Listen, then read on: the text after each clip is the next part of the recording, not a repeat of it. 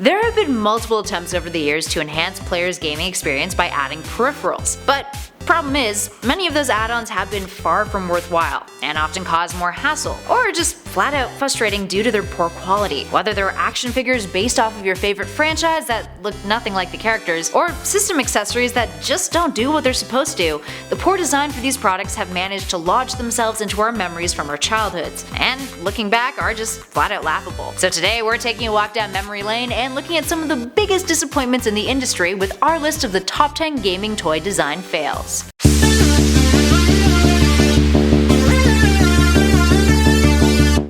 Number 10. Tony Hawk's Ride Board. Hey, you know it perfectly simulates skateboarding while playing a skateboarding video game? Definitely not this. I mean, this is a controller? It was meant to detect your movement as you stood on it and played Tony Hawk's Ride game, but it was actually really unresponsive and would mess up your gameplay more than it would help. It was also susceptible to breaking easily, and critics have even blamed it for killing the Tony Hawk video game series. Either that or, skateboarding is significantly less cool than it used to be. Sorry, 90s and early 2000s. And at number 9, Ocarina of Time action figures. If you're collecting toys, quality is important. Enter these Ocarina of Time official articulated action figures produced by Toy Biz in 2002. Take a look at the faces of these figures. A tad goofy, all things considered. Some of the steeds had super aggressive expressions on their mugs too. And Link? Well, he looked like a happy little Keebler elf, especially when compared to the 1998 toys from BD&A, which were significantly better quality. Plus, if you take a look behind Link's ears, he was just a bald fellow. Cutting corners much in toy production? Yeah. Not cool. Up next, number 8, the SEGA ACTIVATOR. The SEGA ACTIVATOR was meant to be a groundbreaking piece of gaming technology. Essentially, it was a plastic ring that you stand in the middle of and move around in order to motion control to play games. But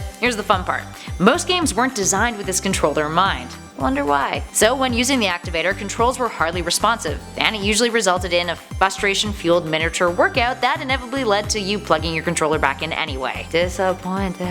And at number 7, the KONAMI LASERSCOPE. This one kills me. So the LASERSCOPE was supposed to be a fun little headpiece that you popped on that allowed you to use voice-activated controllers to fire at enemies. It kinda looked as if a weird clunky call center headset mated with a Dragon Ball Z Saiyan Scouter, and then gave birth to this abomination. If its physical shape isn't enough of a signifier of how ridiculous this toy's design was, the way in which you used it was more baffling. The headset was a built-in microphone that reacted to your voice commands, and the players were supposed to yell the word FIRE when they wanted to shoot. Problem was, literally any noise would trigger it, meaning you would be firing uncontrollably, and inaccurately too. Moving on to number 6, Resident Evil 4's Chainsaw Controller. The Resident Evil 4 Chainsaw Controller will forever go down in history as one of the worst video game controllers of all time. It's bulky, it's impractical, and it's best utilized as a paperweight. Speaking of which, it was also really heavy, so yeah, perfect paperweight, I guess. The worst part was, despite being a chainsaw, you couldn't actually use it to control a chainsaw. So essentially it was a controller that you used to fire guns, but in the shape of a massive chainsaw, which just feels kinda weird. Up next at 5, Battletag.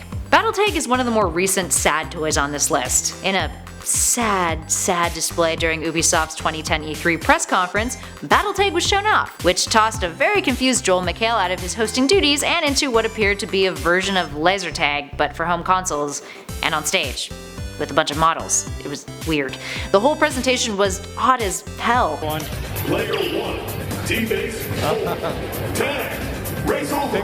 Think I won, yeah. The winner is player 1. That's right, I just beat the creator of his own game. With critics coming away more confused about what exactly was going on stage rather than the product itself. Essentially, it was an overglorified version of laser tag that didn't really have a whole lot of gusto. When it did come out, it was only released in 15 Toys R Us stores in Texas. Nowhere else in the States. And also in Zeller stores in Canada, which is now a dead chain, FYI. It also sold for $129 US and $169 Canadian. So as you can imagine, it was probably just cheaper and more fun to just go to Laser Quest if you really want to shoot your pals with guns in person. Also, Laser Quest was more interesting than doing it at home with a crappy gun. And at number 4, the JOYBOARD. The SEGA Activator isn't the only body control pad that hit the market in the early ages of video game history. Here we have 1982's JOYBOARD, a controller of sorts for the Atari 2600 that only worked with one game, called Mogul Maniac, a skiing game. They even had a professional skier named Susie Chaffee who would go around and promote it on TV. And yes, it does look a whole lot like the Wii balance board, doesn't it? Except It sucked in comparison. Its functionality was supposed to be super similar to it, but obviously the Wii balance board came out years later and actually functioned properly compared to this little dude, because advancements in technology. There's also a surfing game in the works for the Game Board, but it was never released. I wonder why. Moving on to number 3, r.o.b, or r.o.b. r.o.b is short for Robotic Operating Buddy.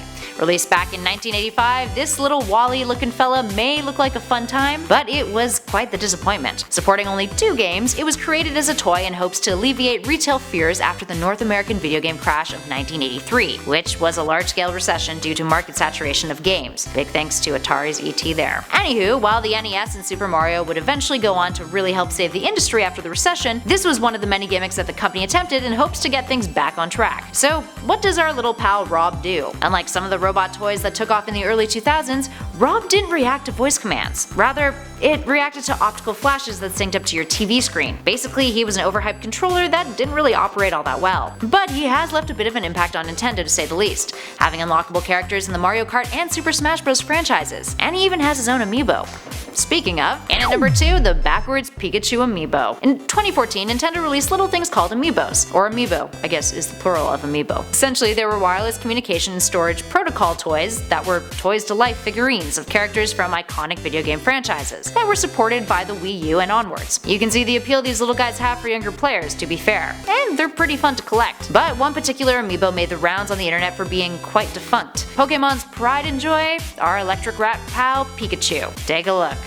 Yeah, something doesn't quite seem right there, does it? Aside from this derpy backwards Pikachu, the amiibo have also come under criticism in the past for versions that appear in ads versus the quality of what you actually get in stores. Well, that problem seems like it's been revised lately, still kinda disappointing to look back and compare. And finally, in our number 1 spot, the Nintendo Power Glove. In theory, the Nintendo Power Glove seems pretty rad. A controller accessory for the NES, it was pretty hyped due to its virtual reality mechanics. But it was also 1989 at the time, and we only got good at virtual reality over the last several years, arguably. So you can imagine how problematic the Power Glove was in practice. Essentially, it was a glove that you put on that was supposed to make you feel like you were Thanos wielding his gauntlet around, but while playing your favorite video games. But because the controllers were so difficult to use, I mean, look where they are on the glove, and the VR mechanics were so imprecise, the Power Glove sales bombed. For context, at the time it ran for $75 US, which today equates to $148. There were only 2 games that were released specifically for it as well, and Nintendo weren't even the ones behind it. Rather, it was Mattel. These days, the glove is more well known for its super 90s TV ad. The Power Glove for your NES. Now you and the games are one. And all of the memes that it spawned. Alright, there we have it, friends. What other wonky toys with ties to the video game industry have you encountered that have really weird designs? Let us know in those comments below. If you dug this video, spread the love, hit that like button, and be sure to subscribe to Top 10 Gaming for more video game content, from lists to news to theories and let's plays. In the meantime though, thanks for hanging out. I'll catch you all in the next video.